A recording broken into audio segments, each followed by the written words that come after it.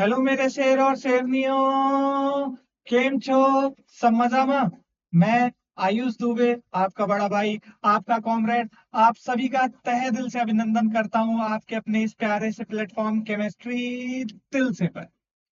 तो मेरे प्यारे बच्चों, उम्मीद करता हूँ आप सभी की समर वेकेशन बहुत ही अच्छी गई होगी और पढ़ाई के फुल मोड में भी आ गए हो आप लोग। स्कूल में यूनिट टेस्ट भी हो गया होगा कई सारे बच्चों का, और कई सारे बच्चों का भी होने वाला होगा। तो बच्चों, जैसा कि हमने पहले लेक्चर्स में देखा कि हम लोगों का क्लास नाइन्थ का कंप्लीट बुक साइंस का चेंज हो चुका है और हमको नए चैप्टर्स को नए तरीके से पढ़ना होगा। क्या क्या चेंजेस हुए, क्यों हुए, क्या रीजन था, होना होना चाहिए था या नहीं होना चाहिए था, वो सारी चीजें इंट्रोडक्शन वीडियो में हमने देख लिया था। जिस बच्चों को भी अभी भी देखना होगा तो वो जा करके देख सकता है। तो बच्चों, आज जो हम लोग पढ़ेंगे वो पढ़ेंगे exploring mixtures and their separation techniques. देखो बच्चों, मिक्सर्स पहले matter in our surrounding is matter around us पे और दो चैप्टर्स हुआ करते थे, उन दोनों को डिलीट कर दिया गया और उनकी जगह चैप्टर्स जो है दूसरे आ गए। अब सबसे जरूरी बात यह है ना कि थोड़ा सा मैं, क्योंकि ये चैप्टर मिक्सचर से स्टार्ट है, तो मिक्सचर से पहले की कुछ चीजें, पहले की पूरी कहानी मैं आप सभी को समझाना चाहूंगा। इसके पीछे रीजन क्या होता है ना कि जब हम कहाँ से किसी चीज की शुरुआत हुई है वो जान लेते हैं ना, तो आगे हमको समझने में बहुत ही आसानी होती है। क्योंकि ये बेस क्लास है, क्लास 8 तक की पढ़ाई जैसे भी आपकी ये जिस तरीके से भी कि ये मौज मस्ती में चलेगा और बीत चुका है वो। लेकिन अभी आगे की जो पढ़ाई है, क्योंकि आप सभी को पता है कि कॉम्पिटेंसी बेस्ड क्वेश्चंस आएंगे, आपके स्किल्स, आपके थिंकिंग एबिलिटी पर बेस्ड क्वेश्चन आएंगे, तो आपको भी अपने आप को इम्प्रूव करना होगा, अपने आप को अपग्रेड करना होगा। तो उसके लिए भाई हमको कुछ बेसिक चीजें जाननी होंगी। हाँ, ये बात अलग है कि बेसिक चीजों में जो अभी मैं आपको बताऊंगा वो आगे चैप्टर्स में आएंगे, नेक्स्ट चैप्टर्स में, न्यू चैप्टर्स में आएंगे। पर फिर भी वो कहते हैं ना कि जहां से शुरुआत हो वहां से अगर हम लोग उस चीज को रूट से अगर समझने की कोशिश करें तो वो हमको बहुत ही बेहतरीन तरीके से समझ में आता है और आगे हम लोग और अच्छे से कर सकते हैं। तो बच्चों, आज जो हम लोग स्टार्ट करेंगे ना, सेशन कंप्लीट होने के बाद से आप जब डिस्क्रिप्शन चेक करेंगे ना, तो आप सभी सरप्राइज होंगे। क्यों? क्योंकि आपको भी पता है कि पूरे के पूरे यूट्यूब फैमिली पर कोई ऐसा नहीं है जो आप सभी को हर एक चीज, आपके लिए नोट्स, आपके लिए DPPs, practice paper,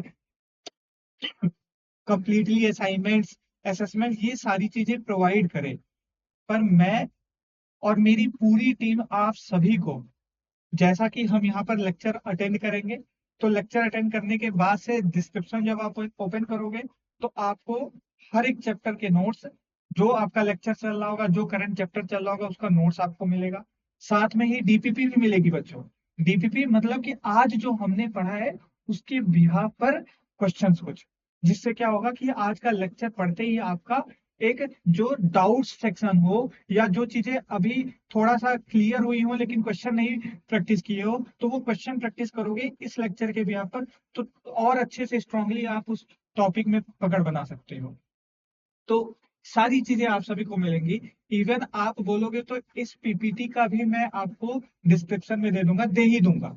drive link या आपको ऐप पर सीधा रिफ्लेक्ट करा देगा, वहां से आप उसको एक्सेस कर पाओगे। तो आपको कंप्लीटली पीपीटी का ये जो हमने आज क्लास नोट्स पढ़ा है ये भी आपको मिल जाएगा। हैंड रिटन नोट्स भी मिलेंगे जो मैं खुद अपने हाथों से लिख करके आपके लिए प्रिपेयर किया हूँ, वो भी आपको मिल जाएगा। आपको डीपीपीज भी मिल जाएंगी। और जैसे जैसे चैप्टर कंप्लीट होता रहेगा वैसे वैसे आपको असाइनमेंट्स असाइनमेंट्स ये सारी चीजें मिलेंगी। और जब ये चैप्टर कंप्लीट हो जाएगा बच्चों, मैं हर एक चैप्टर के लिए बता रहा हूँ, हर एक चैप्टर कंप्लीट होने के बाद से आपको पूरे कंप्लीट चैप्टर का एक असाइनमेंट मिलेगा। और उस असाइनमेंट में सारे टाइप के क्वेश्चन होंगे, ये नहीं कि केवल एमसीक्यू बेस्ड। वो सारे टाइप के क्वेश्चन जैसे एसेशन रीजन आपका एमसीक्यू बेस्ड आता है, स्टेटमेंट बेस्ड आता है, मैचिंग मैट्रिक्स आता है, आपका केस बेस्ड स्टडी आता है, शॉर्ट टाइप क्वेश्चन है सर, लॉन्ग टाइप क्वेश्चन है सर, आपका कॉम्पिटेंसी बेस्ड अगर इनमें से है तो वो भी मेंशन होगा, पीवाईक्यूज भी होंगे, उनका लेवल क्या होगा, वो सारी चीजें मिक्स करके वो असाइनमेंट कंप्लीट चैप्टर का आपके लिए मैं प्रिपेयर करके इस चैप्टर के एंड में दूंगा। जब ये चैप्टर कंप्लीट होगा, लास्ट लेक्चर होगा, तो वहां पर मैं कंप्लीटली आपको हर एक चीज दूंगा। और हर एक चैप्टर कंप्लीट होने के बाद से हम लोग एक वीडियोस करेंगे जिसमें हम लोग केवल और केवल क्वेश्चन प्रैक्टिस करेंगे, और उसमें आप सभी को डिटेल में मैं कॉम्पिटेंसी बेस्ड क्वेश्चन भी कराऊंगा, जिससे आप बहुत ही रिलैक्स होकर के स्कूल के एग्जाम को चुटकियों में करो और अच्छे मार्क्स लाओ। ठीक है बच्चों, तो बहुत ही ज्यादा आपको आपका ये मैं इंट्रो पार्ट स्ट्रेच नहीं करूंगा। आज हम लोग स्टार्ट करने जा रहे हैं लेक्चर 1। आपके केमिस्ट्री पार्ट का पहला चैप्टर है, जो कि exploring mixtures and their separation. ठीक है बच्चों, तो इस पूरे चैप्टर में हम लोगों को मिक्सर्स के बारे में जानना है और उनको कैसे सेपरेट किया जाता है उसके बारे में डिटेल में पढ़ना है। खैर, उससे पहले जैसा कि मैंने कहा कि हमको कुछ बेसिक सी चीजें पढ़नी है और जाननी है, तो उसको हम लोग समझेंगे। अब आपके मन में ये भी डाउट आ रहा होगा कि सर आप हमें पहले की चीजें पीछे की चीजें क्यों बता रहे हैं, रीजन क्या है। तो वो आपने एक दोहा सुना होगा, करत करत अभ्यास के। आपको अगर आता है ये वाला दोहा तो जरूर कमेंट सेक्शन में लिखे। करत करत अभ्यास के जड़मति होत सुजान, रसरी आवत जात ते सिल पर परे निशान, या सिल पर परत निशान। तो इसका अर्थ क्या है बच्चों, इसका अर्थ ये है कि निरंतर अभ्यास करने से जो मूड व्यक्ति है, मूड व्यक्ति मतलब कि जो बहुत ही पढ़ाई में कमजोर व्यक्ति है, वो भी निरंतर अभ्यास करने से बुद्धिमान बन सकता है। ठीक उसी प्रकार जैसे पहले के लोग कुएं से पानी निकालते थे, और निकालते वक्त जो रस्सी होती थी उस रस्सी का उस पत्थर पर निशान पड़ जाता था। एक बार में नहीं, वो मल्टीपल टाइम में कॉन्टिन्यू प्रोसेस होता था, निकलते निकलते धीरे धीरे उस पर भी निशान एक रस्सी का पड़ जाता था, सोचो पत्थर पर। तो ठीक इसी प्रकार यहाँ पर भी होता है बच्चों, हमारी पढ़ाई में भी होता है कि निरंतर अभ्यास जितना आप करोगे उतना ही आप बुद्धिमान होते जाओगे, उतनी ही आपकी थिंकिंग एबिलिटी और स्ट्रांग होगी, लर्निंग कैपेसिटी बढ़ेगी, उतना ही ज्यादा आप कंज्यूम कर पाओगे। ठीक है बच्चों, तो चलिए आज हम लोग थोड़ा सा बेसिक से स्टार्ट करते हैं। सबसे पहले हम लोग जानेंगे कि मैटर क्या होता है बच्चों। ठीक है, अब देखो बच्चों, मैटर यही चैप्टर है जो कर चुका था। अब उसी के अंडर में हम लोग मिक्सर्स और उनके सेपरेशन टेक्निक्स पढ़ेंगे बच्चों। ठीक है, तो देखो सबसे पहले अगर मैं बात करूं इस पूरे यूनिवर्स की बच्चों, तो पूरा का पूरा यूनिवर्स ना बच्चों दो पार्ट्स में, मैटर,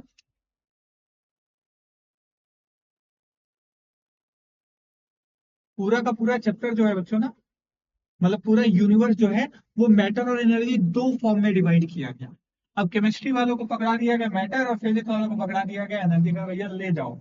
जितना तुम जटिल से जटिल तरीके से कॉन्सेप्ट को इसमें डाल सकते हैं इन दोनों टॉपिक के अंदर, जिससे बच्चे और परेशान हों और पढ़ें और मेहनत करें लेकिन नंबर उनके अच्छे ना आए, तो उसके हिसाब से आप लोग मेहनत करिए। टीचरों को ऐसा बोल दिया गया, जो केमिस्ट होते थे फिजिसिस्ट होते थे उनको बोल दिया गया, उन्होंने आपके लिए हर एक क्लास में अजीबो गरीब चैप्टर्स बना दिए गए, जिसके लिए आप हमेशा कुछ ना कुछ बोलते ही रहते होंगे कि किसने बनाया पढ़ाई, किसने एजुकेशन बनाया, किसने एग्जाम बनाया, ऑल। ठीक है बच्चों, तो अभी मैं बात कर रहा हूँ यूनिवर्स की। तो बच्चों जो यूनिवर्स है ना, मैंने कहा कि उसको दो तरह से क्लासिफाई किया गया, पहला मैटर, दूसरा एनर्जी। और हमारे हिस्से में जो केमिस्ट्री वाला हिस्सा है उसमें मैटर को दिया गया। अब सबसे पहले हम लोग जानते हैं कि मैटर होता क्या। तो यहाँ पर देखो डेफिनेशन क्या लिखा है, anything which occupy space and has mass and can be felt by our five senses. बच्चों यही सबसे जरूरी चीज है कि हमारे पांचों सेंस, जो हमारे पांच सेंस है, जो हमारी इंद्रियां है, वो अगर सेंस कर पा रही है, ठीक है, और स्पेस और मास उसके पास है, तो वो मैटर क्या। ठीक है बच्चों, जैसे जैसे ये आपका पॉइंटर। अब अगर अगर इस पेन की मैं बात करूं, तो अगर इस पेन को मैंने यहाँ पर ऐसे रखा है, तो क्या यहाँ पर कुछ ये स्पेस ऑक्युपाई कर रहा है। और बच्चों क्या इसके पास कुछ मास है कि नहीं, होगा ही मास। ठीक है, अब मास अमाउंट ऑफ कॉन्स्टिट्यूएंट पार्टिकल, ठीक है, जिसको आप लोग मेजर करते हो कि आप कहते हो 50 kg 20 kg, वो आपका मास ही है। अब इस पे कई लोग कहेंगे कि सर इसको वेट भी कहते हैं। अब जब हम लोग ग्रेविटेशन चैप्टर पढ़ेंगे तो हम लोग समझेंगे कि मास और वेट में एक्चुअली में डिफरेंस क्या है, कि कब हम लोग, क्या हम लोग वेट के लिए भी केजी यूज करेंगे या नहीं करेंगे, क्या है इसके पीछे का कॉन्सेप्ट, वो सारी चीजें हम लोग पढ़ेंगे बच्चों पर ग्रेविटेशन चैप्टर में। जब फिजिक्स का पार्ट स्टार्ट करेंगे तो वहां पर डिस्कस करेंगे बच्चों। ठीक है, तो मैंने कहा कि स्पेस, अब सवाल आ रहा होगा कि एयर, सर एयर आप बताइए एयर क्या है, क्या वो मास, क्या वो मैटर है या नहीं है। तो बच्चों हाँ, एयर भी आपका मैटर होता है। अब कैसे होता है, तो मैंने कहा कि क्या वो स्पेस लेता है, क्या आप जब बैलून ब्लो करते हो तो क्या उसमें हवा जाता है, बैलून का साइज बढ़ता है, तो क्या वो स्पेस ले रहा है कि नहीं ले रहा है। तो इसका मतलब क्या, कि एयर के पास क्या है, मास है। अच्छा मास है, ये कैसे हमें पता चलेगा कि मास है या नहीं है। तो आप उस बैलून को ले जाओ, वेइंग मशीन पे रखो, उसका मास मेजर करो और एयर उसमें फिल करो, और फिर जाकर के मास मेजर करो, देखोगे मास में चेंज आएगा। क्या ऊपर से वो एयर जो स्पेस भी ले लिया, तो इसका मतलब उसके पास वो स्पेस भी ऑक्यूपाई कर रहा है, उसके पास मास भी है, तो इसका मतलब वो क्या होगा, मैटर होगा। ठीक है, आपको समझने के लिए बता रहा हूँ इस चीज को, मतलब आप ये मत कहना कि हाँ यही डेफिनेशन है। आपको अगर चेक करना हो कि मैटर है या नहीं है, तो उस चीज को उठाना, किसी पे चला करके मार दे, उठाना ही सब मारना, खपड़िया फूट जाए। ऐसा मत करना कि खून बाहर आ जाए, ऐसा मत मारना, मतलब तुम लोग को समझने के लिए मैं बता रहा हूँ। ऐसा करोगे तो उससे अगले को चोट लगेगी लगेगी, और चोट लग रही है तो इसका मतलब मास है। अब जैसे एयर की आप बात की, तो एयर के लिए भी आप देखो, नॉर्मली ऐसे एसी चल रहा है, फैन चल रहा है, तो हवा आ रहा है, बहुत ही आनंद आ रहा है, वाह सुकून, अलग ही आनंद है, अलग ही मजा है। लेकिन वही अगर जब आप लॉन्ग ड्राइव पे जा रहे हो, बाइक से जा रहे हो, तो हवा आता है, पीछे जो बैठा हुआ है, आगे वाला तो हेलमेट लगाएगा, पीछे वाला नहीं लगाया, उसके फेस पे हवा लग रहा है। अब इमेजिन करो 150 किलोमीटर पर आवर की स्पीड से, उसकी स्पीड से जा रहे हैं वो लोग। अब सोचो जो हवा आएगा वो कितना तेजी से आएगा। अब उस एयर से आप लोग भी ये चीज फील किए होंगे कि 80-90 की स्पीड में भी हवा लगता है जब हमारे फेस पे, तो हमको चोट सी लगती है, हमारे आंखों से पानी ही बना जाता है। अब सोचो 150 किलोमीटर पर आवर की स्पीड से क्या होगा। मम्मी की पत्नी याद आएंगी, आएंगी कि नहीं आएंगी, आएंगी भाई। क्यों आएंगी, क्योंकि वो हवा से हमको बहुत ज्यादा, एयर से हमको चोट लगने वाली है ऑब्वियसली। तो इसका मतलब उसके पास मास है, और है तो स्पेस ऑक्यूपाई कर रहा है, तो इसका मतलब वो क्या हो जाएगा, आपका मैटर हो जाएगा बच्चों। ठीक है, तो चेक करना है किसी के पास मास है या नहीं है, तो चला करके मार दो। ठीक है, अच्छा लाइट, जैसे लाइट, अब लाइट, अब देखो आपके रूम में फैन होगा, टॉर्च जलाओ, टॉर्च से फैन के ऊपर ऐसे ऐसे करो, क्या उस टॉर्च की लाइट से क्या फैन घूमने लगेगा, ऑब्वियसली नहीं। लेकिन वही उस टॉर्च को उठा करके चला करके मार दो फैन पे, फिर फिर तो वो घूमने ही लगेगा, तो इसका मतलब उसके पास मास है या नहीं है। लाइट के पास नहीं है। बात समझ में आ रही है। क्या आप सभी का ये टॉपिक क्लियर हुआ कि मैटर क्या होता है। ठीक है बच्चों, अब इसके कुछ एग्जांपल्स देखते हैं कि, अच्छा देखो जैसे यहाँ पर हमने लिखा 5 सेंसेस, तो 5 सेंसेस यही है। अब इसको फील कर सकते हैं, एयर को हम लोग फील कर सकते हैं। ठीक है, ये हम लोग फील कर सकते हैं। ठीक है, हम देख रहे हैं, तो ये हमारे 5 सेंसेस के द्वारा हम उसको फील कर सकते हैं, जिसको मैटर को। और यहाँ पर आपके सामने कुछ एग्जाम्पल्स होंगे, उन एग्जाम्पल्स को आप देखिए। जैसे ये मिल्क हो गया, कोक हो गया, बेल हो गया, बैलून हो गया, तो ये सारे के सारे मैटर की क्या है बच्चों, एग्जाम्पल्स। ठीक है, क्यों, क्योंकि इन सभी सभी ने कुछ ना कुछ स्पेस ऑक्यूपाई किया हुआ है, इन सभी के पास क्या होता है बच्चों, आपका मास भी होता है। अब बात करते हैं मैटर की क्लासिफिकेशन की, कि मैटर को हम लोग कितने तरीके से क्लासिफाई कर सकते हैं। तो बच्चों देखो, सबसे पहले मैं बात करूं मैटर की क्लासिफिकेशन की, तो इसको हम लोग दो कैटेगरी में कैटेगराइज करते हैं। ठीक है, एक होता है फिजिकली क्लासिफिकेशन, मैटर को हम लोग फिजिकली क्लासिफाई कर सकते हैं, और दूसरा हम लोग उसको केमिकली क्लासिफाई कर सकते हैं। अगर मैं बात करूं फिजिकली, कि फिजिकली हम लोग उसको कितने पार्ट्स में क्लासिफाई कर सकते हैं, तो उसको हम लोग 3 ग्रुप में क्लासिफाई करते हैं। पहला सॉलिड, दूसरा लिक्विड, और तीसरा गैस। ठीक है बच्चों, तो फिजिकली हम लोग इसको 3 तरीके से क्लासिफाई कर सकते हैं। ठीक, अब बात करते हैं केमिकल क्लासिफिकेशन की। तो बच्चों देखो, केमिकली भी हम लोग इसको 2 ग्रुप में क्लासिफाई करते हैं। एक होता है आपका elements, sorry sorry my mistake, एक होता है आपका प्योर सब्सटेंस, एक होता है आपका इम्प्योर सब्सटेंस। इम्प्योर सब्सटेंस को ही बच्चों हम लोग मिक्सचर कहते हैं, और यही मिक्सचर हमको डिटेल में पढ़ना है। यहीं से आपका चैप्टर एक्चुअली में स्टार्ट है। लेकिन इससे पहले देखो, हमको ये चीज जानना जरूरी है, और वो चीज हम अभी जान रहे हैं। तो बच्चों अब मैं अगर बात करूं प्योर सब्सटेंस की, तो इसको बच्चों हम लोग 2 ग्रुप में कैटेगराइज करते हैं। पहला होता है एलिमेंट्स, दूसरा होता है आपका कंपाउंड। ठीक है, एलिमेंट्स को भी बच्चों हम लोग फर्दर 3 ग्रुप में कैटेगराइज करते हैं। पहला होता है मेटल्स, दूसरा होता है नॉन मेटल्स, तीसरा होता है मेटलाइट्स। सिमिलरली बच्चों अगर मैं बात करूं कंपाउंड्स की, तो कंपाउंड को भी हम लोग दो ग्रुप में कैटेगराइज करते हैं, ऑर्गेनिक कंपाउंड्स और इनऑर्गेनिक कंपाउंड्स। अब आपके मन में ये भी डाउट आ रहा होगा कि सर ऑर्गेनिक इनऑर्गेनिक ये तो हमने पढ़ा ही नहीं है। जब आप क्लास 10th में जाओगे ना तो ऑर्गेनिक और इनऑर्गेनिक के बारे में डिटेल में समझोगे। अभी मैं थोड़ा सा एक बार आपको इंट्रो दे देता हूँ, इसके बारे में हल्का सा बता देता हूँ। ऑर्गेनिक कंपाउंड्स ऐसे कंपाउंड्स होते हैं जिनको हम लोग लिविंग ऑर्गेनिज्म से ऑब्टेन करते हो, और इनऑर्गेनिक जो होता है उसको हम लोग नॉन लिविंग से ऑब्टेन करते हैं। तो अभी आप इतना ही जानो, इसके अलावा जानने की जरूरत नहीं है, उसको हम लोग लैब में भी बनाते हैं। ठीक है, अब बात करते हैं मिक्सचर्स, यही सबसे इंपॉर्टेंट है। तो इसको हम लोग दो ग्रुप में कैटेगराइज करते हैं बच्चों, एक होता है होमोजीनस आपका, एक होता है हेट्रोजीनस आपका। ठीक है, तो ये पूरा का पूरा क्लासिफिकेशन हो गया किसका, मैटर का बच्चों। तो आप चाहो तो इस स्लाइड का स्क्रीनशॉट ले सकते हैं।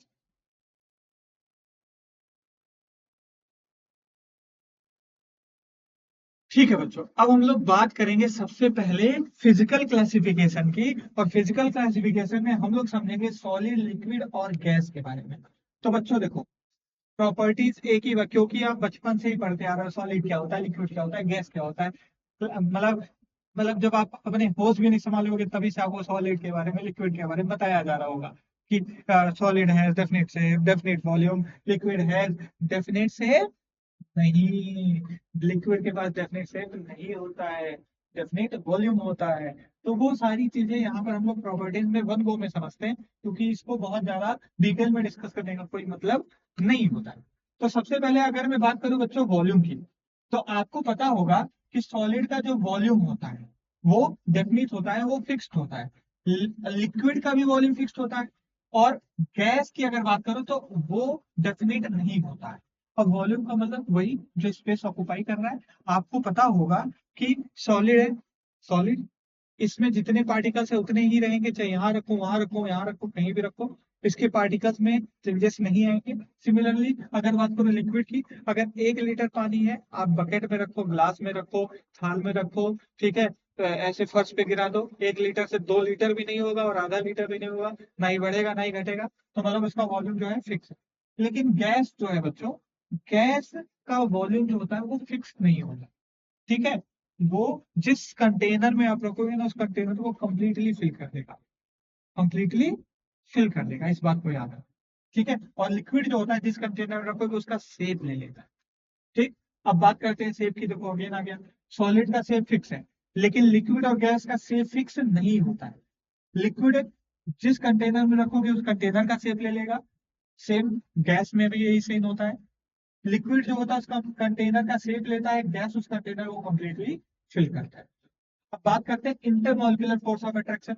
दो मॉलिक्यूल्स के बीच में अगर मैं बात करूं कि, कि फोर्स ऑफ अट्रैक्शन, दो मॉलिक्यूल्स टाइटली पैक्ड होते हैं। आपको पता होगा कि सॉलिड में मॉलिक्यूल्स होते हैं बहुत ही ज्यादा टाइटली पैक्ड होते हैं। तो इसीलिए हम लोग कहते हैं कि जो इंटरमॉलिक्यूलर स्केल्स है, इंटर मतलब बीच, किसके बीच का, मॉलिक्यूल्स के बीच का क्या फोर्स। तो मॉलिक्यूल्स के बीच का जो फोर्स होता है वो सॉलिड में बहुत ज्यादा होता है, लिक्विड में मॉडरेट होता है, मतलब सॉलिड के कंपैरिजन में जो मॉलिक्यूलर फोर्स होता है वो कमजोर होता है, और इसमें तो नेग्लिजिबल ही होता है। ठीक है, क्योंकि पार्टिकल्स गैस के तो रैंडमली इधर उधर भटकते रहते हैं, भटकती आत्मा की तरह भटकते रहते हैं। ठीक है बच्चों, अब बात करते हैं इंटरमॉलिक्यूलर स्पेस की। तो भाई आप सभी को पता होगा इंटरमॉलिक्यूलर के दो मॉलिक्यूल्स के बीच में कितना स्पेस होता है, कितना गैप होता है। तो आपको पता होगा कि जो सॉलिड्स होते हैं इनका वॉल्यूम फिक्स्ड होता है। ठीक है, इंटरमॉलिक्यूलर फोर्स ऑफ अट्रैक्शन जो होता है बहुत ही हाई होता है। तो यहाँ पर अगर मैं बात करूं कि सॉलिड्स में इंटरमॉलिक्यूलर स्पेस क्या होता है, तो वेरी स्मॉल बोलो या नेग्लिजिबल बोल दो, यहाँ पर आप नेग्लिजिबल बोल सकते हो बच्चों। ठीक है, अगर बात करूं दो मॉलिक्यूल्स के बीच में स्पेस की लिक्विड्स में, तो आपको पता होगा थोड़ा सा ज्यादा होता है। थोड़ा सा ज्यादा का मतलब कि मैं आपको बताता हूँ। ठीक है, जैसे आपकी सॉलिड्स की बात करो तो सॉलिड में जो मॉलिक्यूल्स होते हैं वो बहुत टाइटली पैक्ड होते हैं, क्योंकि इंटरमॉलिक्यूलर दो मॉलिक्यूल्स के बीच का जो फोर्स ऑफ अट्रैक्शन होता है बहुत ज्यादा होता है, इसलिए दोनों मॉलिक्यूल्स बहुत ही टाइटली पैक्ड होते हैं।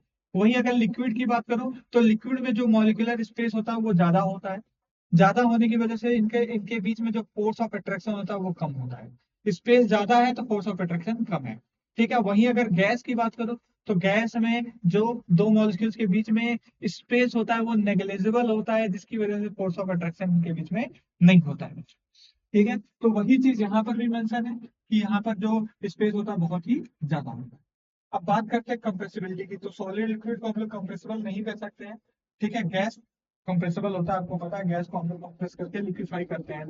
एलपीजी हो गया, लिक्विफाइड पेट्रोलियम गैस हो गया, कार्बन, जितने भी आप कोल्ड ड्रिंक्स पीते हो, सॉफ्ट ड्रिंक पीते हो, एरेटेड ड्रिंक जिसको बोलते हैं, ठीक है, वो उन सभी में हम लोग क्या डालते हैं, कार्बन डाइऑक्साइड गैस ही तो डालते हैं। उसको हम लोग कंप्रेस करते हैं, कंप्रेस करके लिक्विफाई करते हैं, लिक्विफाई करके ही हम लोग उसमें डालते हैं। ठीक है बच्चों, अब बात करते हैं एक्सपेंशन। जब हम लोग हीट करेंगे तो एक्सपेंड करेगा। तो सॉलिड्स बहुत ही कम एक्सपेंड करता है, लिक्विड भी, लेकिन गैस बहुत ज्यादा एक्सपेंड करता है। ठीक है, इसीलिए मैंने कहा था इसका वॉल्यूम जो होता है फिक्स नहीं होता है, डेफिनेट नहीं होता है। ठीक, वहीं अगर बात करें रिगिडिटी की, सॉलिडनेस, रिगिडिटी का मतलब कि सॉलिडनेस उसको कह सकते हो। तो आपको पता है सॉलिड तो हाईली रिगिड होगा। ठीक है, तो ये दोनों जो होते हैं रिगिड नहीं होते हैं। क्यों? क्योंकि देखो, अगर मैं इस बोर्ड पर हाथ मारूं, बोर्ड नहीं टूटेगा, मेरा हाथ जरूर हो सकता है। दीवार पे मारो, लोहे पे मारो, क्योंकि वो सॉलिड्स है। पानी में मारो, चोट कम लगेगी, टूटने का कोई सवाल ही नहीं है। गैस में देखो, हवा में कितना भी मैं इनके मॉलिक्यूल्स को मारो, बड़ थप्पड़ मारो, कुछ फर्क पड़ रहा है? नहीं पड़ रहा है। क्यों? क्योंकि ये लोग रिगिड नहीं होते। ठीक है, बात समझ में आई? अब बात करें फ्लूइडिटी। फ्लूइडिटी का मतलब बहने की प्रॉपर्टी। क्या आपका सॉलिड ऐसे गिरा हुआ अगर इस पेन को, तो क्या ये बह सकता है? नहीं बह सकता है। तो ये फ्लो नहीं होता है। लेकिन ये दोनों जो होते हैं ये फ्लो होते हैं। कौन? लिक्विड्स और गैस। तो इसीलिए कहते हैं कि इनके पास फ्लूइडिटी की प्रॉपर्टी होती है। ठीक है, तो स्लाइड का स्क्रीनशॉट लो ताकि हम लोग आगे बढ़े। ठीक है बच्चों, अब हम लोग बात करेंगे कि जो हमने ये सॉलिड लिक्विड गैस पढ़ा, इनकी स्टेट में चेंजेस कैसे आता है। Inter conversion of states of matter. ठीक है, तो आप सभी को पता है कि टोटल 3 स्टेट हम पढ़ते हैं सॉलिड। देखो बच्चों, टोटल होते तो 5 स्टेट हैं। ठीक है, आपको पता होगा, प्लाज्मा और बोस आइंस्टीन कंडेंसेट, बीईसी उसको बोलते हैं, लेकिन वो सिलेबस में भी नहीं है, वो पढ़ना भी नहीं होता, और ऊपर से डिलीट भी हो गया है। तो हम लोग मेजरली जो फोकस करते हैं सॉलिड लिक्विड्स और गैस के ऊपर करते हैं। तो जो हम लोग इंटर कन्वर्जन पढ़ेंगे स्टेट्स के बीच का, वो सॉलिड्स, लिक्विड्स और गैस के बीच का पढ़ेंगे। ठीक है बच्चों, तो अब हम, अगर मैं बात करूं कि सॉलिड है हमारे पास, ये हमारा हो गया सॉलिड। अब अगर हमको इस सॉलिड से लिक्विड में कन्वर्ट करना होगा, तो आपको पता होगा कि सॉलिड को लिक्विड में कन्वर्ट करने के लिए हम लोग क्या करते हैं, मेल्ट करते हैं उसको। उसी को हम लोग क्या बोलते हैं, फ्यूजन बोलते हैं।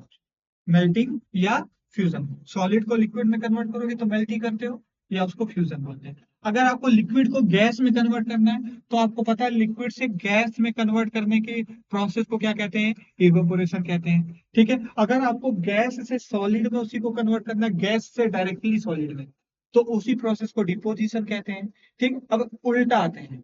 ठीक है, उल्टा, कि अगर हमको मान लो कि सॉलिड से गैस में कन्वर्ट करना हो, तो क्या उसी को हम लोग सब्लिमेशन बोलते हैं। अगर आपको गैस से लिक्विड में कन्वर्ट करना हो, तो क्या उसको कंडेंसेशन बोलते हैं। क्या लिक्विड से अगर हमको सॉलिड में कन्वर्ट करना हो, तो क्या उसको हम लोग फ्रीजिंग बोलते हैं या नहीं बोलते हैं।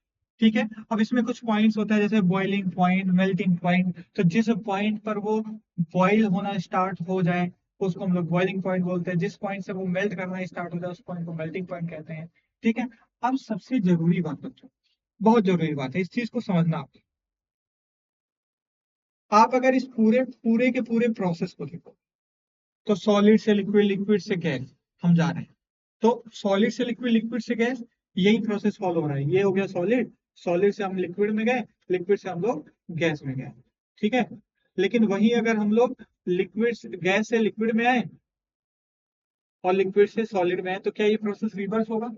ये फॉरवर्ड है, forward process, reverse process, backward process.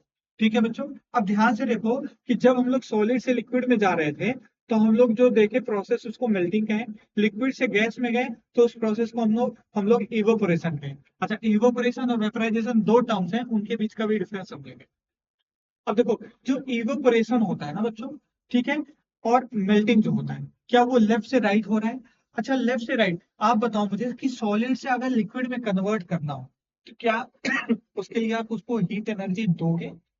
दोगे। अच्छा, अगर आपको लिक्विड है, लिक्विड से गैस में कन्वर्ट करना है, तो क्या उसके लिए भी आप उसको हीट एनर्जी दोगे? तो ये सॉलिड्स हो या लिक्विड्स हो, क्या अपने स्टेट को कन्वर्ट करने के लिए, क्या अपने स्टेट को कन्वर्ट करने के लिए ये एनर्जी एब्जॉर्ब कर रहे हैं?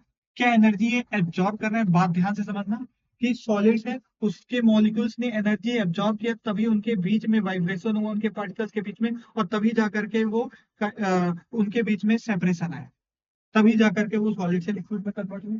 तो इसका मतलब ये हुआ कि यहां से लेकर के यहां जाने में, यहां से लेकर के यहां जाने में एब्जॉर्प्शन ऑफ एनर्जी हो रही है। बोलो, हो रही है कि नहीं हो रही है? एब्जॉर्प्शन ऑफ एनर्जी, यही हो रहा है। लेकिन वही अगर मैं बात करूं कि गैस से लिक्विड में करना है, गैस से लिक्विड में, लिक्विड से सॉलिड में, जैसे आपको पता होगा कि लिक्विड से सॉलिड में मतलब जैसे आप पानी को फ्रिज में रखते हो, तो वो एक आइस में कन्वर्ट हो जाता है या पानी आपका ठंडा हो जाता है। इसके पीछे का कॉन्सेप्ट क्या है? तो इसमें क्या होता है, इस रिवर्स प्रोसेस में, बैकवर्ड प्रोसेस में एनर्जी को बाहर निकाला जाता है। जो उसकी एनर्जी को, उसकी हीट एनर्जी होती है ना, उसको बाहर निकाला जाता है। और बाहर निकालने की वजह से ही हम लोग कहते हैं कि भाई वहां पर रिलीजिंग ऑफ एनर्जी हो रहा है। तो यहाँ पर लेफ्ट टू राइट जाएंगे जब आप, तो एब्जॉर्प्शन ऑफ एनर्जी होगा, राइट टू लेफ्ट आएंगे आप, तो रिलीज ऑफ एनर्जी होगा, रिलीज ऑफ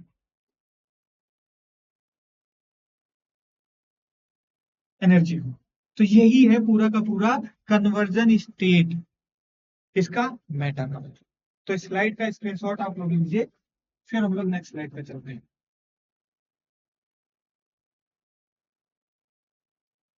ठीक है बच्चों, अब हम लोग बात करेंगे थोड़े से, थोड़ा सा आगे के चैप्टर के बारे में, जिसका कुछ टॉपिक्स मैंने यहाँ पर लेके आया है। जिससे जैसे सबसे पहले अगर मैं बात करूँ एटम्स की, क्योंकि हमने फिजिकल क्लासिफिकेशन पढ़ लिया, अब बात कर रहे हैं केमिकल क्लासिफिकेशन की। अब केमिकल क्लासिफिकेशन में तो होता है प्योर और इम्प्योर, होता है कि नहीं होता है? अब प्योर में भी आपको पता होगा कि दो तरह का होता है, एक होता है एलिमेंट्स और एक होता है कंपाउंड्स। अब एलिमेंट्स और कंपाउंड को समझने से पहले एटम के बारे में जानते हैं। तो एटम जो होता है, क्या होता है, जब हम लोग एटम्स एंड मॉलिक्यूल वाला चैप्टर पढ़ेंगे, वहां पर डिटेल में समझेंगे।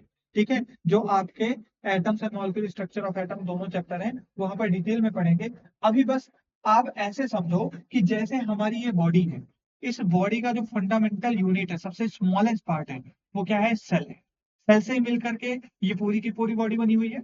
इन द सेम वे जब कोई मैटर की बात होती है, तो मैटर भी बहुत ही स्मॉलेस्ट पार्टिकल से मिलकर के बना होता है। तो वही स्मॉलेस्ट पार्टिकल को हम लोग क्या कहते हैं? एटम कहते हैं। ठीक है, अब क्या लिखा हुआ है? It is the smallest particle of any substance element, बोलो, विच मे और may not have independent existence. ठीक है, अब अगर इसको डिटेल में हम लोग पढ़ेंगे, सबर करिए आप। अब अगर मैं बात करूं, जैसे हमने कहा कि बॉडी का जो फंडामेंटल यूनिट होता है वो होता है सेल। सेल सेल मिलकर के टिश्यू बनाते हैं, टिश्यू टिश्यू मिलकर के ऑर्गन्स बनाते हैं, ऑर्गन ऑर्गन मिलकर के ऑर्गन सिस्टम बनाते हैं और ऑर्गन सिस्टम से ही ऑर्गेनिज्म बनता है। इन द सेम में जब हम लोग दो एटम्स को मिलाते हैं ना, तो बच्चों मॉलिक्यूल बनता है। ठीक है, और मॉलिक्यूल जो होता है वो दो तरह का होता है। एक होता है आपका होमो एटॉमिक मॉलिक्यूल, एक होता है आपका हेट्रो एटॉमिक मॉलिक्यूल। जो होमो एटॉमिक मॉलिक्यूल होता है बच्चों, उसी को हम लोग एलिमेंट कहते हैं। जो हेट्रो एटॉमिक होता है, उसी को हम लोग कंपाउंड कहते हैं। देखो, होमो, होमो वर्ड आया है। होमो वर्ड का मतलब ये होता है, क्या होमो का मतलब होता है सेम, एटॉमिक का मतलब एटम, यानी सेम एटम से मिलकर के बनने वाले। और हेट्रो वर्ड का मतलब क्या होता है बच्चों? डिफरेंट। और एटॉमिक का मतलब क्या हो गया? एटम। जो अलग अलग एटम से मिलकर के बने उसको हेट्रोएटॉमिक बोलेंगे, जो सेम एटम से मिलकर के बने उनको हम लोग होमोएटॉमिक बोलेंगे। जैसे, जैसे आप दो हाइड्रोजन ले लो, हाइड्रोजन का सिंबल यही होता है, तो इससे क्या मिला? क्या बना? H2 बना। दो ऑक्सीजन ले लो, इससे क्या बना? O2 बना। दो क्लोरीन ले लो, उससे क्या बना? Cl2 बना। दो नाइट्रोजन ले लो, इससे क्या बना? N2 बना। तो क्या ये आपका हाइड्रोजन हो गया, क्या आपका ऑक्सीजन हो गया, क्लोरीन हो गया, नाइट्रोजन हो गया? तो क्या ये आपके एलिमेंट्स होते हैं कि नहीं होते? इन द सेम में अगर आप डिफरेंट एटम ले रहे हो, जैसे कार्बन और ऑक्सीजन लोगे तो क्या बनेगा, कार्बन डाइऑक्साइड बनेगा। ठीक है, वैसे ही आप और भी देख सकते हो, आप H2O देख सकते हो हाइड्रोजन और ऑक्सीजन की हेल्प से। ठीक है, आप मैग्नीशियम और ऑक्सीजन लोगे तो मैग्नीशियम ऑक्साइड बनेगा। तो ये सारे के सारे आपके हेट्रोएटॉमिक कंपाउंड्स हैं। हेट्रोएटॉमिक, जिसको हम लोग कंपाउंड्स कहते हैं या हेट्रोएटॉमिक मॉलिक्यूल्स कहते हैं। ठीक है, तो इतनी बात समझ में है आप सभी को। हाँ, डिटेल में पढ़ेंगे, चिंता मत करो, क्योंकि मुझे भी पता है कि ये सभी सारी चीजें आप सभी के लिए नई है, बहुत ज्यादा नहीं है। लेकिन डिटेल में पढ़ेंगे हम लोग आगे के चैप्टर में। केवल और केवल आप सभी को एक बार इंट्रो दे रहा हूँ, आप सभी को एक बार रूबरू करा रहा हूँ, ताकि आप लोग आगे जब नए चैप्टर को पढ़ोगे, एटम्स एंड मॉलिक्यूल्स, तो वहां पर कहोगे वाओ, इसके बारे में तो हमने ऑलरेडी पढ़ रखा। जो किसी ने नहीं पढ़ा वो हमारे कॉमरेड भैया नहीं पढ़ा। ठीक है, चलो। तो अब हम लोग बात करेंगे एलिमेंट्स और कंपाउंड के डेफिनेशन की। ठीक है, उसके बाद हम लोग आएंगे मिक्सर पर। तो बच्चों देखो, एलिमेंट जो होता है वो प्योरेस्ट सब्सटेंस होता है, ये आप सभी को पता है। और ऐसा प्योर सब्सटेंस जो केवल और केवल एक काइंड ऑफ एटम से मिलकर के बने, जैसे helium, neon, hydrogen, oxygen, nitrogen, ये आप सभी को पता है, only one kind of atom से मिलकर के बना है। आप सभी को पता होगा कि एलिमेंट्स को हम लोग कहाँ देखते हैं, पीरियोडिक टेबल में देखते हैं। अब पीरियोडिक टेबल में देखते हैं तो वहां पर भी पता होगा, आपको बताया होगा 118 एलिमेंट्स होते हैं। वही 118 एलिमेंट्स में आपको ये भी बताया गया होगा, ठीक है, कि कुछ नेचुरली अकरिंग एलिमेंट्स होते हैं, कुछ आपके लैब में बनाए जाते हैं। तो टोटल अप्रोक्स 92 एलिमेंट्स नेचर में पाए जाते हैं, रिमेनिंग एलिमेंट्स लैब में भी बनाए गए हुए हैं। और इन्हीं एलिमेंट्स को बच्चों मेटल्स, नॉन मेटल्स और मेटलॉइड्स के फॉर्म में क्लासिफाई किया गया। अब ये क्या होते हैं इनके बारे में समझेंगे, पर अभी नहीं। ठीक है बच्चों, वैसे देखो, दो अलग अलग हाइड्रोजन के एटम है या नहीं, इन दोनों को जोड़ा गया। अब यहाँ पर आपके मन में एक डाउट आ रहा होगा कि सर यहाँ पर एक सिंगल लाइन बनी, ये कुछ इस तरह का दिख रहा होगा। तो इसको हम लोग बच्चों कहते हैं बॉन्ड। अभी नहीं बताऊंगा, जब हम लोग एटम पढ़ेंगे, एटम चैप्टर, तो वहां पर डिटेल में डिस्कस। अब बात करते हैं कंपाउंड्स की बच्चों। ठीक है, तो कंपाउंड्स भी क्या होता है, वो भी प्योर सब्सटेंस होता है, लेकिन उसमें more than one kind of elements होते हैं। ठीक है, और उन एलिमेंट्स का जो मास रेशियो होता है बच्चों, वो होता है फिक्स। ठीक है, अब यहाँ पर देखो कुछ पॉइंट्स लिखे हैं, ये कुछ हैशटैग नोट पॉइंट्स है। Hashtag note points, they can be separated into simple substance by chemical method. अब वो केमिकल मेथड क्या होंगे पढ़ेंगे। ठीक है, the property of the compound is entirely different from those of their constituent elements. Obvious सी बात है, आप बताओ, क्या आपको ये चीज पता है कि आप के अंदर आपके पेरेंट्स की ही प्रॉपर्टी होती है कि नहीं होती है? किसकी किसकी, मम्मी की और पापा की। जब आप किसी रिलेशन में जाते हो, किसी रिलेटिव के घर जाते हो, तो आपको देख करके आप कभी ना कभी ऐसा कहा गया होगा कि मुखड़ा मम्मी पे गया है, बाल पापा पे गया है, हंसता उसकी आंखें मम्मी पर गई हैं। ठीक है, वो उसका कलर पापा पे गया है। तो इस तरह के कई सारे कॉम्प्लीमेंट्स आपको सुनने को मिलते हैं, और उनको देख करके बता देंगे कि अच्छा ये आपका ही बेटा है। लेकिन मम्मी पापा अगर कोई नहीं जान रहा है तो उनको देख करके ये नहीं कहेंगे कि यही दोनों हस्बैंड वाइफ हैं। होता है ऐसा। लेकिन बच्चे को देख करके समझ जाएंगे, अच्छा ये दोनों हस्बैंड वाइफ है और ये इन्हीं का औलाद है। ठीक है, तो इससे हमें क्या पता चला, इससे हमें यही पता चला कि हमारे अंदर जो प्रॉपर्टीज होती है वो मम्मी और पापा दोनों लोगों की होती है। और हम जो होंगे उनसे कंप्लीटली डिफरेंट होंगे, हमारे अंदर कंप्लीटली डिफरेंट प्रॉपर्टी होगी। वही मम्मी पापा की अलग अलग खुद की प्रॉपर्टी होगी, और उन दोनों की प्रॉपर्टी हमारे अंदर है। वही यहाँ पर भी कह रहा है कि the property of the compound, the property of the compound is entirely different from those of their constituent elements। Constituent elements का मतलब जिससे मिलकर के बना होगा, जैसे वाटर, वाटर हाइड्रोजन और ऑक्सीजन से मिलकर के बना है। तो हाइड्रोजन की कुछ और प्रॉपर्टी होगी, ऑक्सीजन की कुछ और प्रॉपर्टी होगी, लेकिन उन दोनों से मिल करके बना है वाटर। और इसकी जो प्रॉपर्टी होगी इंटायरली डिफरेंट होगी। ठीक है, जैसे यहाँ पर एक आपके सामने मैं दिखाता हूँ, वाटर, ऑक्सीजन, हाइड्रोजन, इन्हीं दोनों से मिलकर के बना है। तो ये कुछ इस तरह से दिखता है, दो अलग अलग हाइड्रोजन है ऑक्सीजन के साथ जुड़े हैं। अब ये कैसे जुड़े हैं, ये बॉन्ड क्या होता है, इसको बाद में हम लोग डिटेल में समझेंगे। ठीक है, तो चलो, अब हम लोग बात करते हैं कि मिक्सचर्स होता क्या है। यही है वो घड़ी जहां से आपको अच्छे से फोकस होकर के पढ़ना है। यही है वो टॉपिक जहां से आपको डिटेल में पढ़ना है, यहीं से अच्छे से समझना है। ठीक है बच्चों, तो देखो मिक्सर क्या होता है। It is defined as a kind of matter which is form by mixing, ध्यान से देखना, मिक्सिंग टू और मोर प्योर सब्सटेंस, दो या दो से ज्यादा प्योर सब्सटेंस को मिक्स करके बनाया जाता है क्या, मिक्सर। ठीक है, अब ध्यान से मेरी बात सुनो, मैंने कहा कि प्योर सब्सटेंस को मिला करके हम लोग मिक्सर बना रहे हैं। पहले हम लोग जो पढ़े, पहले हम लोग जो जो देखे, वो हमने देखा केवल और केवल वाटर के बारे में। ये क्या प्योर सब्सटेंस, अब कई लोगों के मन में आ रहा होगा कि सर हाइड्रोजन और ऑक्सीजन दो अलग अलग चीजें हैं, उसको मिल करके बनाया गया, मिला करके बनाया गया। ध्यान से समझो, जैसे ये ग्लास है, ये ग्लास ग्लास ऑफ वाटर है। ठीक है, अब यहाँ पर केवल और केवल वाटर रखा हुआ है, ध्यान से समझना मेरी बात, वाटर रखा हुआ है, एक गिलास में आपने लिया पानी।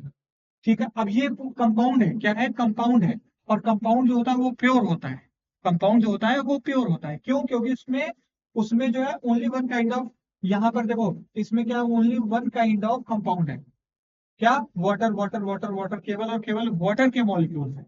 ठीक है, इसलिए इसको हम लोग कहते हैं प्योर। लेकिन मान लो, मान लो हमने एक चुटकी, सिंदूर नहीं, नमक, हमने एक चुटकी नमक लिया और इस पानी के अंदर डाल दिया। अब नमक, नमक आपका क्या होता है, NaCl, उसका फॉर्मूला होता है सोडियम क्लोराइड, घर में खाने वाला नमक, टाटा नमक। ठीक है, तो वो सोडियम क्लोराइड सॉल्ट का जो फॉर्मूला होता है वो NaCl होता है। कैसे बना वो सारी चीजें पढ़ेंगे, बस सब्र करो, अभी समझो, कॉन्सेप्ट को समझो, अपने आप को बिल्ड करो पहले। तो हमने कहा कि वाटर, या केवल और केवल वाटर के मॉलिक्यूल थे, इसलिए प्योर था। अब इसमें हमने NaCl डाला, तो कहीं ना कहीं यहाँ पर आपको ये NaCl दिख रहा होगा। अब इसके आने की वजह से इसमें, इसके प्योरिटी में आ गई दिक्कत। अब ये प्योर नहीं रहा, अब ये हो गया इम्प्योर। इम्प्योर होने की वजह से इसको हमने क्या कहा, मिक्सर। अब वही बात फिर से मैं कह रहा हूं कि अगर आपने किसी और छोटे कंटेनर में, हो सकता हो कि NaCl ही केवल लिया होगा, ये भी आपका प्योर है, ये वाटर वाला भी पार्ट प्योर है, लेकिन जैसे ही आपने इसको इसमें डाला तो ये आपका क्या बन गया, इम्प्योर बन गया, यानी ये आपका मिक्सर बन गया। मिक्सर का मतलब ही क्या होता है बच्चों, मिलावट। तो मिक्सर का जब मतलब ही मिलावट होता है, तो इसका मतलब ये हुआ कि मिलावट में कई सारी चीजें मिली होंगी, मिली मिली में क्या मिली होंगी, दो या दो से ज्यादा प्योर सब्सटेंस मिल सकते हैं। ठीक है, अब ये मिलावट, ये मिक्सचर कितने तरह का हो सकता है, तो बच्चों ये दो तरह का होता है, एक होता है होमोजेनस मिक्सचर और एक होता है हेट्रोजेनस मिक्सचर। ठीक है, अब देखो होमोजेनस, होमो वर्ड से ही सब हमको दिख रहा है, होमो वर्ड से ही हमको दिख रहा है, इसका मतलब होता है सेम। ठीक है, होमो वर्ड का ही मतलब क्या होता है, सेम।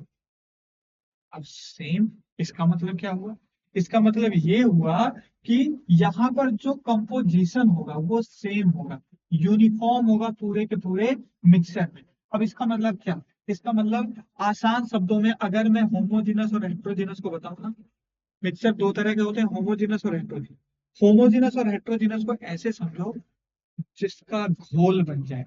घोल तो समझते हो ना, जब धूप से गर्मी में घर पहुंचते होगे तो मम्मी एकदम, मम्मी बहुत गर्मी हो रही है, थक गया हूँ, हाँ पानी लाइए, तो मम्मी क्या पानी लेकर के आती है, ग्लूकोन डी मिला करके देती है, या अगर आप गांव से हो तो एकदम नींबू पानी चीनी नमक सब घोल करके एकदम बढ़िया मिला करके एकदम पिलाया जाता है, पिलाया जाता है, ऐसा होता है। तो घोल, घोल में अब उसमें दो चीजें मिलाई गई, क्या वो सारी चीजें मिल गई हैं, घुल गई हैं, उसी को हम लोग कहते हैं होमोजीनस। बस ऐसे समझो, होमोजीनस का मतलब ही होता है घोल, जो घुल जाए, और जो ना घुले वो हेट्रोजीनस। जो घुल जाए वो होमोजीनस, जो ना घुले वो हेट्रोजीनस। हेट्रो का मतलब डिफरेंट, होमो का मतलब सेम, सेम का मतलब कि composition same, same composition same का मतलब क्या, कंपोजिशन सेम का मतलब क्या, जैसे जैसे ही हमारे पास पानी का बॉटल है तो अभी खाली, अब इसमें मैंने सॉल्ट डिसॉल्व किया। अब अगर मैं कहूँ कि एक इंजेक्शन लेता हूँ, एक इंजेक्शन से यहाँ से पानी एक निकाला, आपको टेस्ट कराया, ध्यान सुना, मैंने इसमें सॉल्ट मिक्स किया इस पानी में, अच्छे से मिक्स कर दिया, स्टीयर कर दिया सेक करके, अब ध्यान से समझे, यहाँ से एक इंजेक्शन पानी लिया आपको टेस्ट करने के लिए, फिर यहाँ से लिया आपको टेस्ट करने के लिए, यहाँ से लिया आपको टेस्ट करने के लिए, यहाँ से लिया आपको टेस्ट करने के लिए। क्या हर एक पॉइंट पर जहां जहां से टेस्ट करने के लिए दिया गया है, क्या हर जगह टेस्ट सेम होगा या डिफरेंट?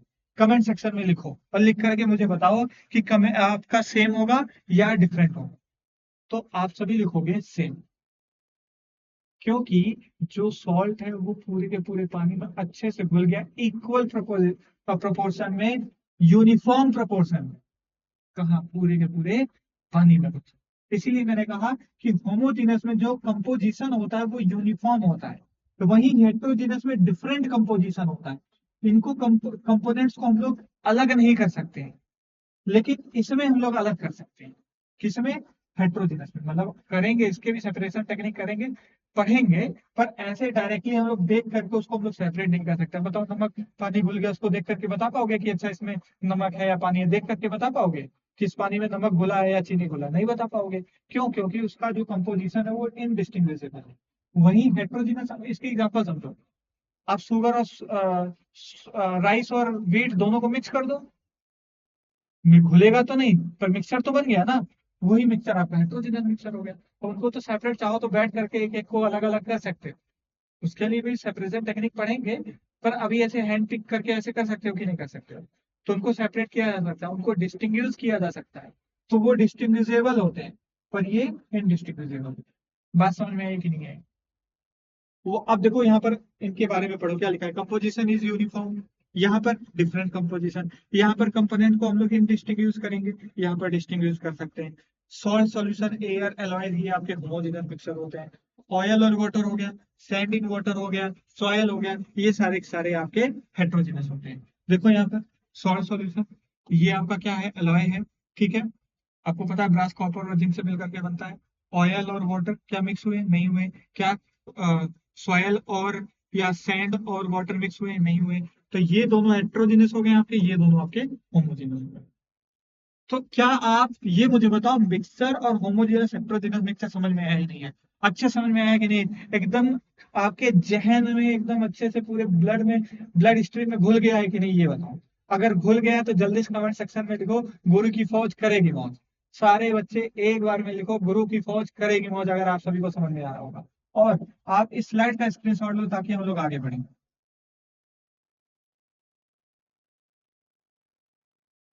ठीक है बच्चों, चलिए अब हम लोग बात करते हैं कि मिक्सर और कंपाउंड, इन दोनों में डिफरेंट क्या है, डिफरेंस होता क्या है।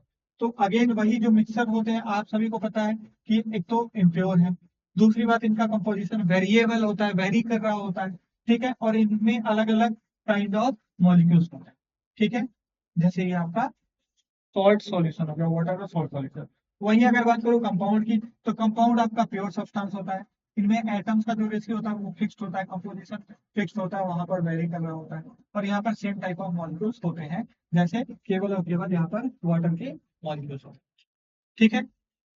अब जैसे कि आप लोग आईपीएल देखते हो, खेलते हो, क्रिकेट खेलते हो, वैसे ही हमने आपके लिए बनाया है पीपीएल। क्या बनाया है? पीपीएल, पढ़ाई प्रीमियर लीग। और आपके ये क्वेश्चन वाले भैया आएंगे, जैसे आपके पास आपके कॉमरेड भैया हैं, आपको अच्छे से समझाने के लिए, आपके ब्लड स्ट्रीम में घुसा करके पढ़ाने के लिए, वैसे ही आपको क्वेश्चन कराने के लिए आपके पास क्वेश्चन वाले भैया हैं जो पीपीएल कराएंगे, और आप सभी को अभी तक जितना पढ़े हो वो सारी चीज अच्छे समझाएंगे। तो इसी के साथ हम आपके सामने 7 करोड़ का क्वेश्चन लेके आते हैं, और जिसमें पहला क्वेश्चन है, which of the following pairs correctly identifies a homogeneous और हेटेरोजेनस रिस्पेक्टिवली। अब देखो, एक चीज याद रखना, वर्ड्स का बहुत ही इंपॉर्टेंस। देखो, मैंने यहाँ पर लिखा है रिस्पेक्टिवली, यहाँ पर क्या लिखा है बच्चों? रिस्पेक्टिवली। अब रिस्पेक्टिवली लिखा है, तो इसका मतलब ये हुआ कि सबसे पहले होमोजेनस, उसके बाद हेट्रोजेनस का पेयर कौन बन रहा है। जैसे अगर मैं बात करूं मिल्क की और विनेगर की, तो आगे आपको बताया जाएगा कि मिल्क जो होता है ना, वो कोलाइड होता है, वो ट्रू सॉल्यूशन नहीं होता है। अब ट्रू सॉल्यूशन, सॉल्यूशन ही क्या होता है, अगले लेक्चर में हम लोग पढ़ेंगे। अभी आप केवल और केवल ये जानो कि मिल्क जो है वो होमोजेनस नहीं है। क्यों है? क्यों नहीं है ये मिल्क होमोजेनस? इसके बारे में पढ़ेंगे। ठीक है, तो अगर ये होमोजेनस नहीं है तो ये तो सीक्वेंस में ही नहीं आया, पहला हमको होमोजेनस चाहिए था। अच्छा, दूसरा अगर मैं बात करूं फॉग की, तो फॉग भी आपका हेट्रोजेनस होता है, तो ये भी नहीं हुआ। अब बात करते हैं ब्रास की। तो ब्रास, अभी थोड़ी देर पहले हमने पढ़ा कि एलॉय, एलॉय क्या होता है? एलॉय आपका होमोजेनस होता है। किससे मिलकर के बना होता है ब्रास? कॉपर और जिंक, कॉपर और जिंक। ठीक है, तो इसका मतलब ये होमोजेनस हो गया। मडी वाटर, बताओ, अभी हमने थोड़ी देर पहले सॉयल और वाटर को मिलाया था, क्या मिला था? नहीं, सॉयल जाकर के सैंड की तरह नीचे जाकर के सेटल डाउन होगा, होगा। तो क्या आपका मडी वाटर जो है वो हेट्रोजेनस है? तो हाँ, ये जो करेक्ट पेयर होगा वो ये होगा। In the same way smoke और फॉग दोनों जो होते हैं बच्चों, वो आपके हेट्रोजेनस ही होते हैं। ठीक है, तो हेट्रोजेनस होमोजेनस। अब देखो, ये हेट्रोजेनस एक है, एक होमोजेनस है। होमोजेनस और हेट्रोजेनस यही पूछा है, लेकिन रिस्पेक्टिवली बोल दिया, यानी पहले होमोजेनस फिर हेट्रोजेनस। तो उसके रिस्पेक्ट में आपका सी जो होगा वो करेक्ट होगा। अब यहाँ पर आंसर देख लेते हैं, option number C, brass and muddy water. Brass and muddy water, brass जो होता है एलॉय होता है, होमोजेनस मिक्सचर ऑफ कॉपर और जिंक, अभी आपको बताया। मडी वाटर जो होता है हेट्रोजेनस होता है, क्योंकि वहां पर उनके जो पार्टिकल्स होते हैं वो डिसॉल्व नहीं होते। मिल्क कोलाइड होता है, कोलाइड क्या होता है उसको हम लोग पढ़ेंगे आगे। नॉट ट्रोली होमोजेनस, थोड़ी देर पहले मैंने कहा। फॉग हेट्रोजेनस होता है, ठीक है। एंड स्मोक भी हेट्रोजेनस होता है बच्चों। तो क्या आप सभी को ये क्वेश्चन समझ में आया? चलिए, अब हम लोग बात करते हैं, आपके सामने एक बहुत ही बेहतरीन 10 करोड़ का क्वेश्चन लेके आएंगे, और वो असर्शन रीजन है। ठीक है बच्चों, तो जल्दी से कमेंट सेक्शन में इसका भी आंसर आप लोग लिखिए, और लिख करके बताइए कि इसका आंसर क्या होगा। Milk appears homogeneous to the naked eyes but is actually heterogeneous. अब एक्चुअली में ये क्वेश्चन हम लोग पोलाइट जब हम लोग पढ़ लेंगे तभी होगा। तो अभी के लिए मैं आपको ऐसा ऐसा कह देता हूँ, ये चीज माइंड में रखना, कि जो मिल्क जो होता है, ठीक है, उस वो कह रहा है कि अपीयर्स, क्या मिल्क होमोजेनस की तरह लगता है? होमोजेनस का मतलब कि ऐसा लगता है कि उसमें कुछ मिला हुआ है अलग से? नहीं लगता है। तो हमको लगता है कि वो होमोजेनस ही है। ठीक, to the naked eyes, naked eyes. लेकिन एक्चुअली में वो होमोजेनस नहीं होता, वो हेट्रोजेनस होता है। ठीक है, अब वो क्यों होता है उसके बारे में हम लोग पढ़ेंगे। पर अभी केवल अपने दिमाग में अपने आप को ये दे करके बोल करके संभावना रखो कि मिल्क जो है होमोजेनस दिखता है, पर होता नहीं है। जो दिखता है वो होता नहीं, जो होता है वो दिखता नहीं, ये आपको पता होगा। तो मिल्क जो आपको दिख रहा है वो है नहीं, और जो है वो दिख नहीं रहा है। क्लियर है? क्या हो गया कंफ्यूज? अरे इतने थोड़ी यार, ऐसे कंफ्यूज थोड़ी होते हैं। तो बस इतना माइंड में रखो, milk is a homogeneous mixture, no, milk is a heterogeneous mixture. ठीक है, चलो एसर्शन तो सही है। रीजन, द फैट ग्लोब्यूल्स, देखो यहाँ पर क्या कह रहा है, the fat globules in milk are large enough to scatter light which is not possible in a true solution. ये भी बात सही है। आपको आगे पढ़ाऊंगा टिंडल इफेक्ट के बारे में, कोलाइड्स के बारे में। जो कोलाइडल साइज होता है वो 1 mm टू 1000 mm के बीच का होता है। तो ये सही रीजन है कि जो फैट ग्लोब्यूल्स होते हैं मिल्क में, वो इतने बड़े होते हैं कि वो लाइट को स्कैटर करेंगे। आप टॉर्च जला करके मिल्क, एक ट्रांसपेरेंट ग्लास में मिल्क डालो, टॉर्च जला करके देखोगे कि आपको टिंडल इफेक्ट देखने को मिलेगा। ठीक है, तो असर्शन रीजन दोनों करेक्ट है, R is the correct explanation है। क्यों है इसके बारे में डिटेल में पढ़ेंगे। मिल्क इज अ कोलाइड, मैंने पहले भी कहा है, फिर से कह रहा हूँ कि कोलाइड हम लोग पढ़ेंगे बाद में। Its fat globules are colloidal in size, size का रेंज क्या है, 1 to 1000 nanometer, causing the Tyndall effect, इसके बारे में भी डिटेल में पढ़ेंगे अभी। एक थोड़ा सा ऐसे समझ सकते हो टिंडल इफेक्ट, कि जब आप सुबह सुबह अपने रूम का विंडो ओपन करते हो तो लाइट आती है, उसमें डस्ट पार्टिकल दिख रहे होते हैं।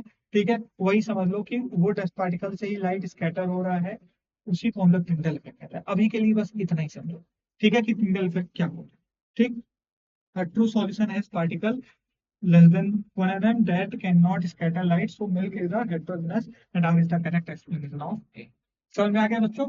अब बात करते हैं आपके अगले क्वेश्चन की। ठीक है, जो केवल और केवल 1 करोड़ का ही है। ठीक, अब आपके सामने यहाँ पर कुछ स्टेटमेंट है, आपको बताना है कि करेक्ट है या नहीं, या कौन कौन सा स्टेटमेंट करेक्ट है। A solution is always a homogeneous mixture, सही है। क्यों है होता है होमोजेनस हमेशा? पढ़ेंगे। सॉल्यूशन जब पढ़ेंगे तो उसको हम लोग डिटेल में पढ़ेंगे। बस अभी समझो कि सॉल्यूशन का मतलब घोल, और घोल जो घुल जाता हो, और घुलता जो है उसको हम लोग होमोजेनस कहते हैं। तो इसका मतलब सॉल्यूशन क्या है, होमोजेनस। तो पहला तो बेटा correct. Heterogeneous mixture always has visible boundaries, between its components, क्या हम ये कह सकते हैं कि इसके पास विजिबल बाउंड्रीज होती हैं? पॉसिबल ही नहीं। आप बताओ मुझे, अभी हमने कहा मिल्क इज अ होमोजेनस और हेट्रोजेनस, हेट्रोजेनस, तो क्या उसकी विजिबल बाउंड्री है? नहीं है। तो इसका मतलब दूसरा वाला सीधा सीधा गलत हो गया। Oil and water from form है हेट्रोजेनस मिक्सचर, क्योंकि वो इमिसिबल है। क्या तेल पानी मिलते हैं? नहीं मिलते हैं, तो ये क्या हो गया आपका? हेट्रोजेनस हो गया। एरेटेड ड्रिंक, जितने भी आपके सॉफ्ट ड्रिंक हैं, ठीक है, वो हेट्रोजेनस मिक्सचर कह रहा है। सीधी सी बात, गलत। भैया कोल्ड ड्रिंक में आपका कार्बन डाइऑक्साइड गैस मिला होता है, वो आपका होमोजेनस होता है, गैस इन वाटर, ठीक है।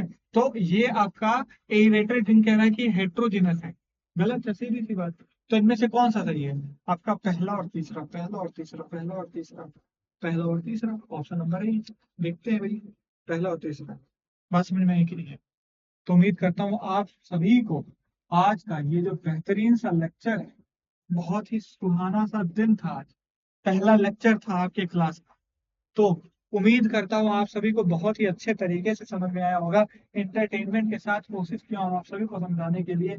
जो भी चीज, फिर भी जो भी चीज नहीं समझ में आई है बच्चों, कुछ मत करो, केवल कमेंट सेक्शन में लिखो कि भैया हमको ये नहीं समझ में आया है, इसको फिर से बताइए। उसका शॉर्ट बनाऊंगा और उसी कमेंट में रिप्लाई मार दूंगा आपका। और फिर भी आपको लग रहा होगा कि बहुत ही ज्यादा टफ हो रहा है, टफ मतलब कि कमेंट करेंगे, पब्लिकली दिखेगा और हमको अच्छा नहीं लगेगा, तो हमने अपने सारे सोशल मीडिया का लिंक जो है डिस्क्रिप्शन में दे दिया है। आप वहाँ पे टेलीग्राम पे ग्रुप डिस्कशन चैनल में भी ज्वाइन करके वहां से भी आप डिस्कस कर सकते हो। अदरवाइज आप इंस्टाग्राम पे डायरेक्टली मुझे डीएम कर सकते हो, डीएम करके पूछ सकते हो।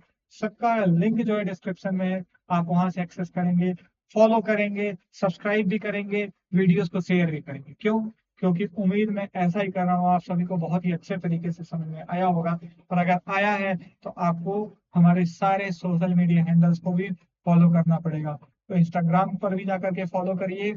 और इंस्टाग्राम पे दो चैनल है आपके, आपका एक केमिस्ट्री दिल से होगा, एक केमिस्ट्री दिल से 9th एंड 10th, तो दोनों को फॉलो करेंगे। 9th और 10th में आपको केवल और केवल 9th और 10th से रिलेटेड कंटेंट मिलेगा। जो आपका केमिस्ट्री दिल से का है, वो उसमें आपका सीनियर 11th और 12th लेवल का मिलेगा। ठीक है, तो आप दोनों चैनल को फॉलो करें, दोनों चैनल, दोनों इंस्टाग्राम अकाउंट्स को भी फॉलो करें। सारे सोशल मीडिया पे एकदम बौछार कर दे कमेंट की, लाइक्स की, व्यूज की, और और किस चीज की? अपने प्यार की। ठीक है, तो आज इसी के साथ इस सेशन को समाप्त करना चाहूंगा। और करने से पहले आपके लिए एक मेरी तरफ से कोट है कि कल से करेंगे, यही वो वाक्य है जो पूरे जीवन मनुष्य को कामयाबी तक नहीं पहुंचने देता है। तो ये लाइन आपके लिए क्यों मैंने रखा? क्योंकि अभी आप छोटे हो, चंचल मन के हो, जो मन करता है वो करते हो, गुस्सा भी बहुत करते हो, लड़ाई भी करते हो, खेलते कूदते हो, सब करते हो। ठीक है, तो जैसा कि मैंने कहा कि आप चंचल मन के हो, बहुत ज्यादा डिस्ट्रैक्ट भी होते रहोगे। और जब आपके टीचर्स, जब आपके पेरेंट्स आपको पढ़ने के लिए बोलेंगे, तो आप सीधी सी बात है एक ही चीज कहोगे कि सर कल कर लेंगे, पापा कल कर लेंगे, मम्मी कल कर लेंगे, भैया कल कर लेंगे। और वो कल कभी नहीं आता है। तो या तो उस कल को डिलीट मारो, या उस कल को आज ही समझ के, आज ही को कल समझ करके पढ़ना शुरू कर दो भाई। वो क्योंकि कल कभी आता नहीं है, इस बात को याद रखना। और अगर आप अपने लाइफ में एक गोल सेट किए हो कि मुझे आईआईटी क्लियर करना है, मुझे एक आईआईटीएन बनना है, मुझे एक डॉक्टर बनना है, जो भी आपके लाइफ का एम हो, ठीक है, एक चीज याद रखना कि कल से करेंगे, इस चीज को डिलीट करना। एक ही चीज याद रखना, कल से करेंगे, इसको डिलीट करना। वाह, क्या लाइन बोला। ठीक है बच्चों, तो उम्मीद करता हूँ आपको इतनी बात समझ में आई होगी। और इसी के साथ मैं आपसे अलविदा लूंगा। आप सभी ऐसे ही अपना प्यार बनाए रखें, हमारे साथ जुड़े रहें, और जो भी दिक्कत परेशानी हो, हम आपका बड़ा भाई, आपका कॉमरेड, मिल करके आपके साथ बैठ करके सारी समस्याओं का समाधान लाएंगे। जो भी समस्या होगा उसका पूरी तरह से एक ही टेबल पर कोशिश करेंगे कि अगर आपको जरूरत है तो हम मिल करके भी उस समस्या को दूर करेंगे। बस जरूरी क्या है? आपको पढ़ते रहना है, कंटिन्यू पढ़ते रहना है, निरंतर पढ़ाई करते रहना है, डिसिप्लिन में रहना है, और कल से पढ़ेंगे, उसको डिलीट करना है। ठीक है बच्चों, तो इसी के साथ मैं अलविदा लेता हूँ। Bye, take care.